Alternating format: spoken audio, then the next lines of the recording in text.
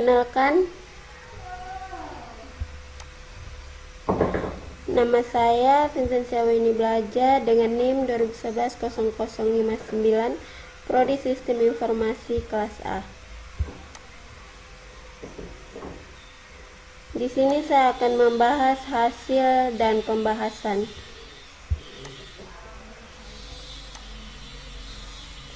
COVID-19 adalah salah satu peristiwa yang keberadaannya di lingkungan eksternal relatif tidak terkontrol atau di luar kendali perusahaan.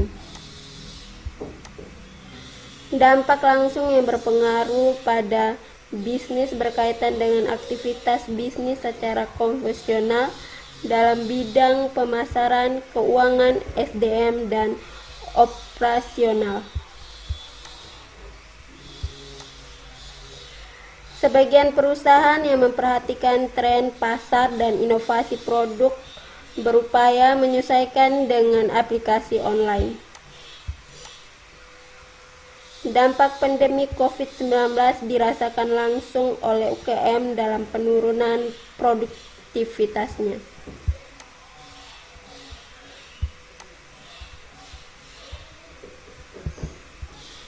Ini adalah penurunan penjualan UMKM akibat COVID-19. Tidak ada penjualan sekitar 36,7, meningkatnya 3,6. Kemudian tidak tumbuh sama 4,5, menurunnya 10/30% 14,2, menurun hingga 31 sampai dengan 60%, 15, menurun hingga lebih kecil 60% dibagi 26.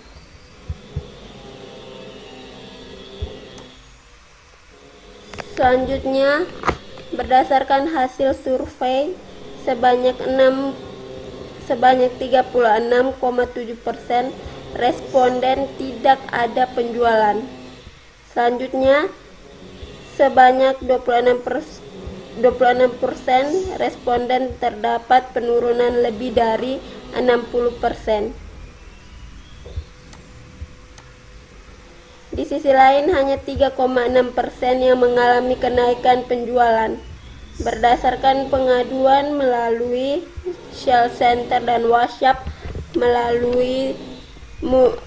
mulai dari 17 Maret hingga 13 April 2020.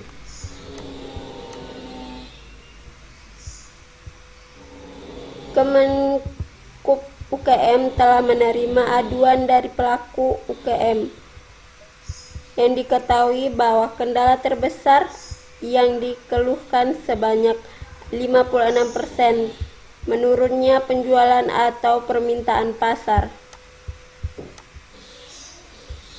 Faktor dominan kedua terkait dengan permodalan sebanyak 22%. Selain itu, distribusi dan operasional sebanyak 15% di samping terhambatnya bahan baku dan produksi. Ini adalah presentasi pengaduan melalui call center dan WA pertanggal 17 Maret 2020 sampai dengan 13 April 2020. Di sini penjualan atau permintaan menurun hingga 56%. Kemudian produksi terlambat sampai 3%. Permodalan menurun hingga 22%.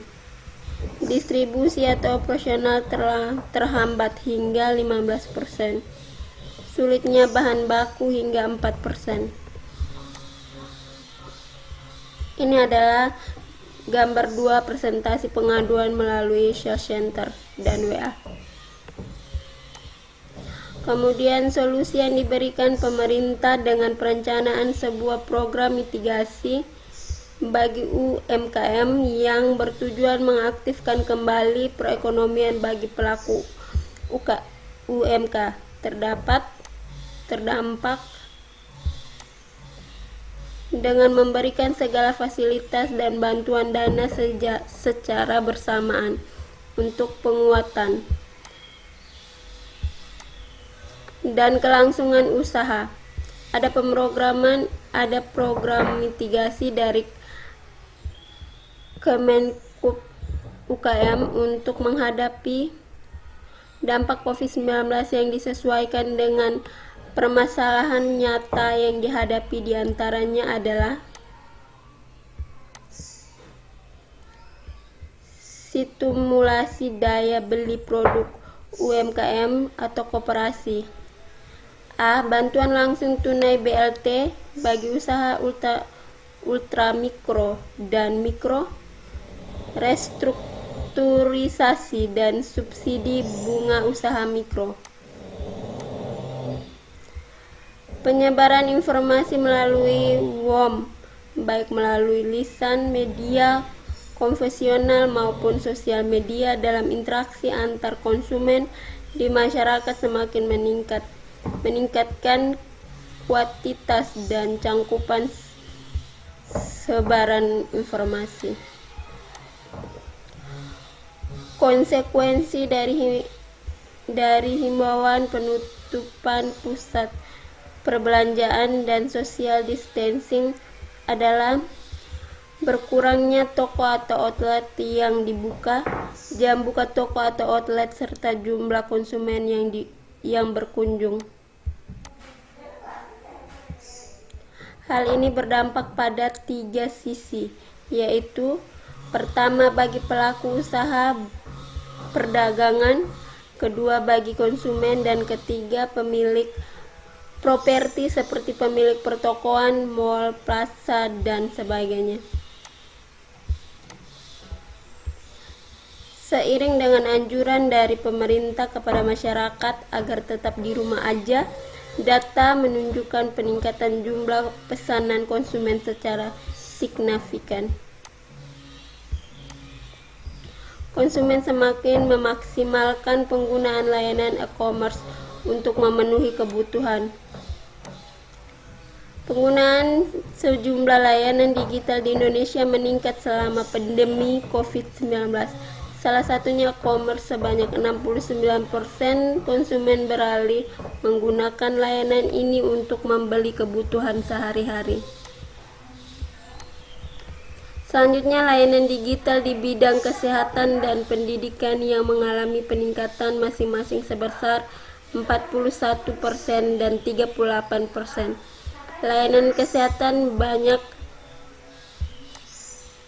digunakan untuk konsultasi terkait virus corona, sementara layanan pendidikan untuk mendampingi kegiatan belajar di rumah namun menggunakan layanan transportasi berbasis aplikasi mengalami penurunan sampai dengan 73%. Konsumen semakin jarang memanfaatkan layanan ini dikarenakan penerapan PSBB.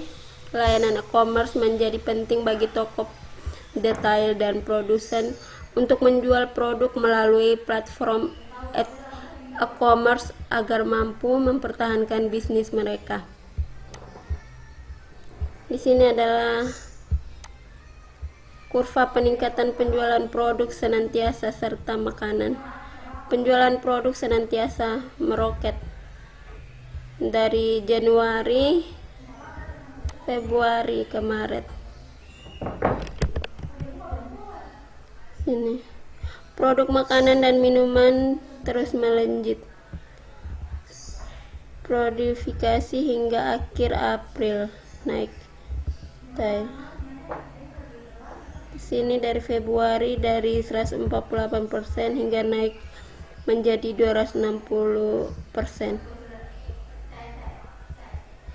Kemudian manfaat yang diperoleh para UMKM yang bertransformasi menjadi go online diantaranya adalah: pertama, konten kanal penjualan online dapat diatur sesuai dengan kebutuhan bisnis.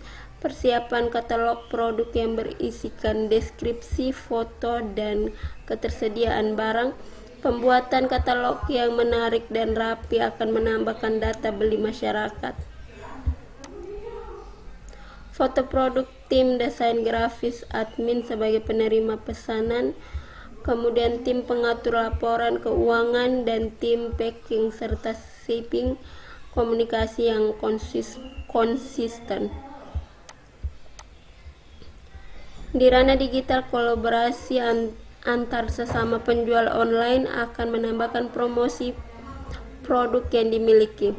Pada bisnis perdagangan, tren penggunaan e-commerce oleh pelaku usaha dan interaksinya dengan pemasok menemukan momentum yang lebih siap.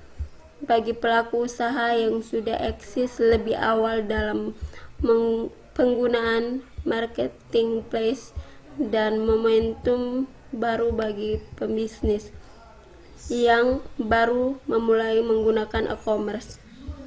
Di sisi konsumen, tren belanja online meningkat disertai dengan menggunakan program pilihan aplikasi yang ditawarkan oleh vendor platform marketplace dan situs belanja. Kemudian di sini pedagang dan supplier aplikasi menjual barang terhubung dengan pemasok supplier. Kemudian interaksi memenuhi kebutuhan konsumen. Marketplace, Shopee, Bukalapak, Tokopedia, dan lain sebagainya. Terima kasih.